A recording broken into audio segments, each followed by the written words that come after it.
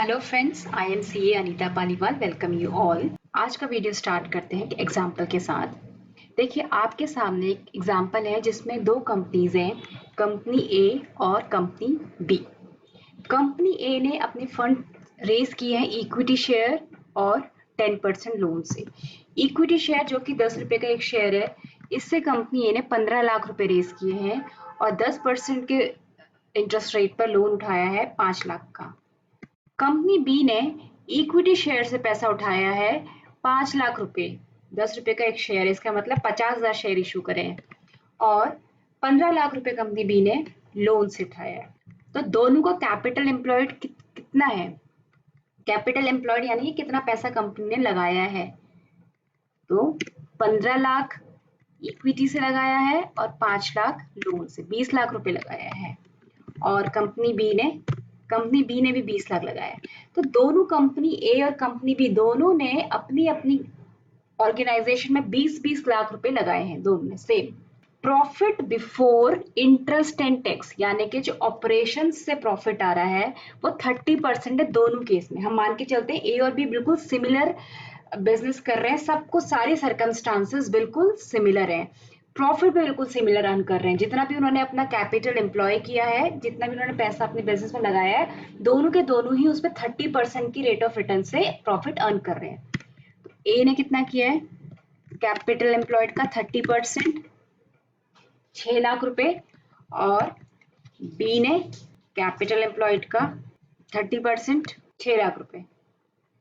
तो दोनों ने सिमिलर प्रॉफिट अर्न किया है, ठीक है, क्योंकि दोनों ने ही 20 लाख रुपए लगाया और दोनों का ऑपरेशनल प्रॉफिट सेम है। अब यहां से थोड़ी कहानी चेंज होती है। इंटरेस्ट, ए को कितना इंटरेस्ट पे करना है? 10% लोन उसने उठाया है 5 लाख, तो 5 लाख के ऊपर 10% पे करना है। बी को कितना पे करना है? 15 लाख के ऊपर 10% पे करना है। तो अभी तक सब सेम चल रहा था, लेकिन एक चीज थोड़ी सी चेंज हो गई। बी को ज्यादा इंटरेस्ट पे करना है, ए को सिर्फ 50,000 का इंटरेस्ट पे करना है, जबकि बी को 1.5 लाख रुपए का इंटरेस्ट पे करना है। तो प्रॉफिट बिफोर टैक्स कितना है दोनों का? प्रॉफिट बिफोर टैक्स मतलब ऑपरेशन प्रॉफिट में से अगर आप इंटरेस्ट को हटा देंगे तो प्रॉफिट बिफोर टैक्स आता है। तो हमने देखा भाई प्रॉफिट बिफोर टैक्स तो ए का अच्छा है। ए का क्यों अच्छा आया? बिकॉज ए को इंटरेस्ट कॉस्ट कम पड़ी। ओके, उसके ऊपर से लेट सपोज हमने 40% से इनकम टैक्स एज्यूम कर लेते हैं, तो इसके ऊपर ए ने 40% टैक्स दिया,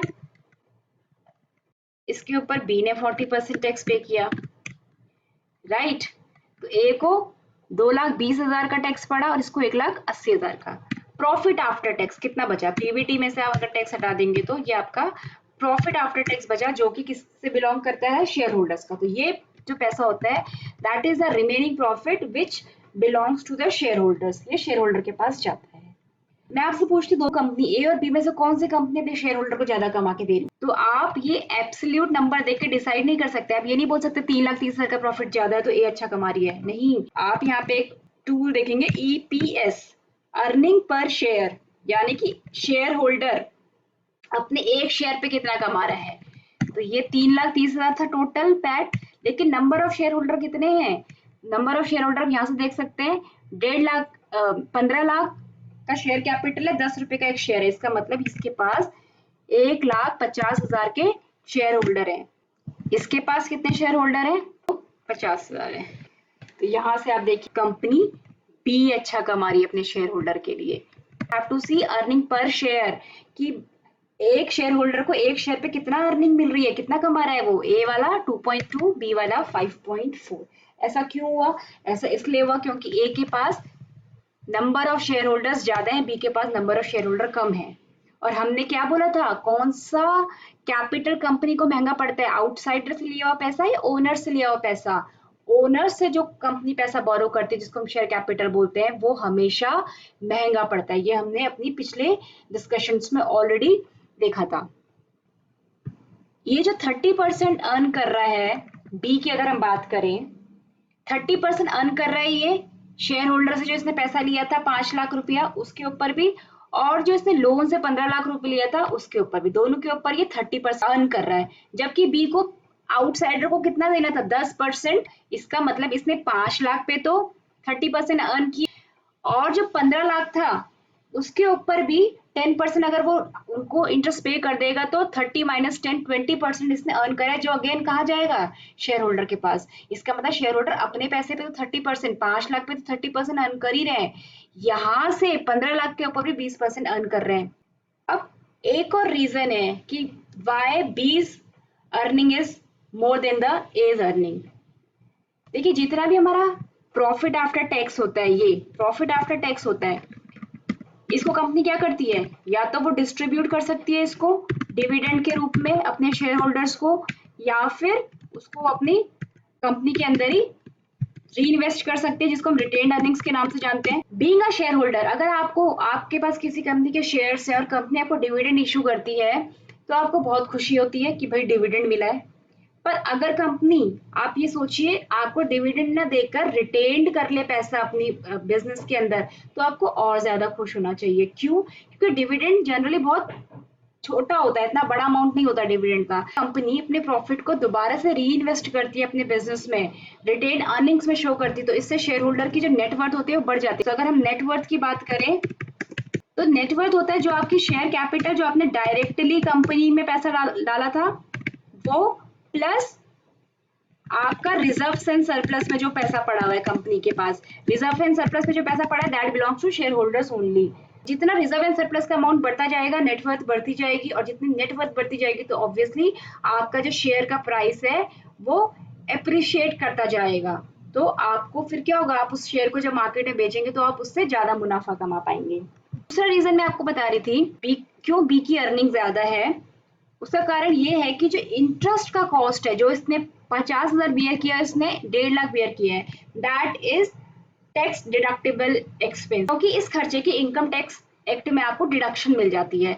यानी कि सरकार क्या कहती है कि ठीक है, आप जो ये 1.5 लाख का इंटरेस्ट पे कर रहे हो लोन को, उसके ऊपर लेट सपोज हमने देखा था 40% का टैक्स रेट था, तो उसने कहा 40% इसका आप हमसे टैक्स जब आप पे करोगे अपने प्रॉफिट का, तो ये 1.5 लाख का 40% उसमें से काट लेना, 60% आप उसके ऊपर टैक्स पे करना।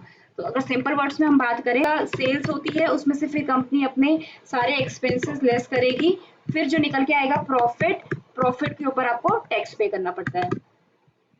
तो ये प्रॉफिट, जैसे ही आप अपना इंटरेस्ट का एक्सपेंस इसमें डालोगे तो प्रॉफिट आपको अपने आप ही कम हो जाएगा, जैसे ही प्रॉफिट कम हो जाएगा तो उसके ऊपर टैक्स भी कम हो जाएगा। तो यहाँ से आपने टैक्स सेविंग करी है इंटरेस्ट कॉस्ट के ऊपर, तो इसकी वजह से भी बी का जो अर्निंग है वो बच रहा है। और तीसरा एक और कारण है, तीसरा कारण ये है कि कंपनी भी एक लीवरेज इफेक्ट ले रही है। ये लीवरेज इफेक्ट क्या होता है ये हम देखते हैं। अगर मैं आपको बोलती हूँ एक कंपनी की सेल्स ईयर 1 में, ये ईयर 1 ले लेते हैं और इसको ले लेते हैं हम ईयर 2, सेल्स ईयर 1 में 100 है, ईयर 2 में बढ़ के 200 हो गई। प्रॉफिट, जब सेल्स 100 थी तो इसका प्रॉफिट 20 था। अब क्वेश्चन आपके पास ये है कि जब सेल्स 200 हो जाएगी ईयर 2 में तो प्रॉफिट कितना होना चाहिए।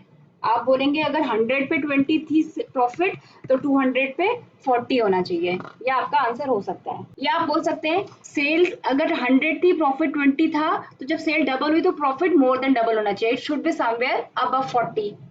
या फिर आप तीसरा आंसर क्या दे सकते हैं कि profit should be less than 40। तीन सिनेरियोज में आप आंसर दे सकते हैं। यहाँ पे सेल्स 100 था, इसका मतलब कॉस्ट कितनी हुई होगी, 80 थी, तो प्रॉफिट आपका 20 आया। जब इसकी सेल्स डबल होगी तो क्या सारी की सारी कॉस्ट डबल हो जाएगी, 160 हो जाएगा। ये ऐसा कभी नहीं होता, ये कभी भी बिल्कुल डबल नहीं हो सकता। क्यों? क्योंकि कॉस्ट ये सारी की सारी वेरिएबल कॉस्ट नहीं होती। वेरिएबल कॉस्ट यानी कि जैसे जैसे आपका प्रोडक्शन, आपकी सेल्स बढ़ेगी उसी तरीके से आपकी कॉस्ट भी बढ़ेगी। ऐसी कॉस्ट जो सेल्स के साथ वेरी करती है उसको हम वेरिएबल कॉस्ट बोलते हैं।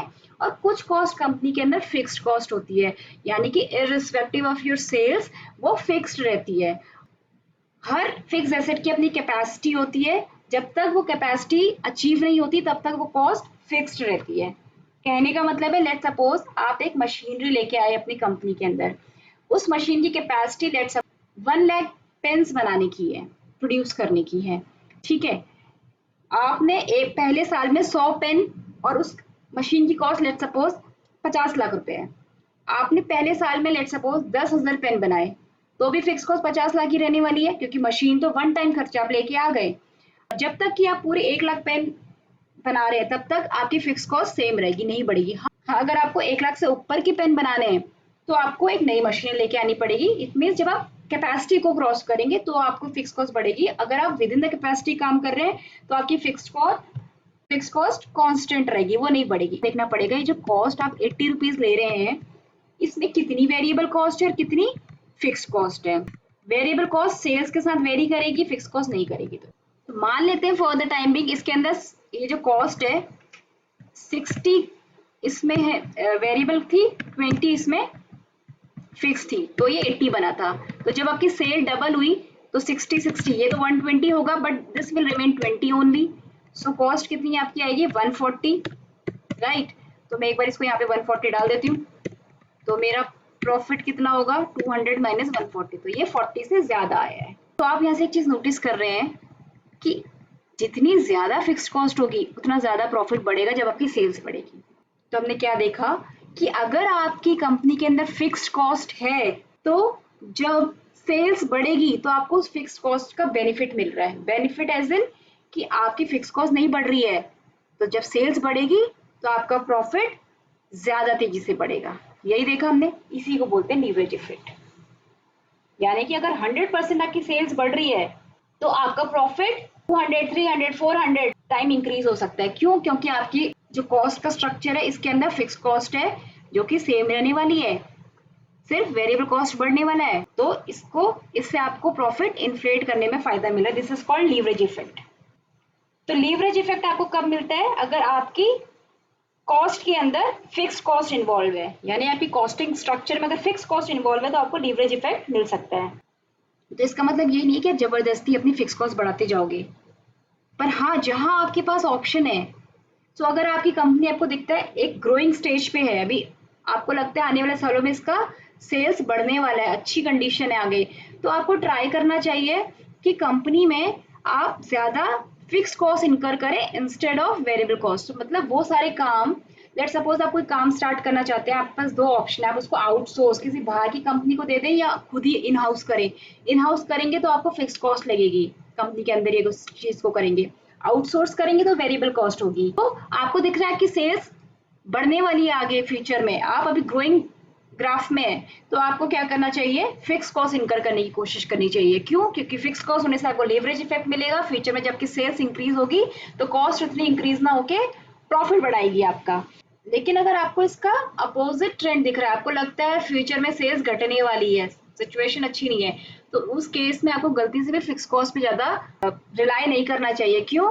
क्योंकि लीवरेज इफेक्ट अगर ऊपर की तरफ आपको प्रॉफिट इन्फ्लेट करने में हेल्प करेगा तो प्रॉफिट डिफ्लेट करने में भी सेम रोल प्ले करेगा। यानी कि जब आपकी सेल्स गिरेगी तो वेरिएबल कॉस्ट तो कम होगी लेकिन फिक्स कॉस्ट तो कम नहीं होगी, वो उतनी रहेगी, तो आपका प्रॉफिट और ज्यादा कम होगा। तो लीवरेज इफेक्ट आप तभी यूज करें जब कंपनी की सेल्स आपको लगती है बढ़ने वाली है।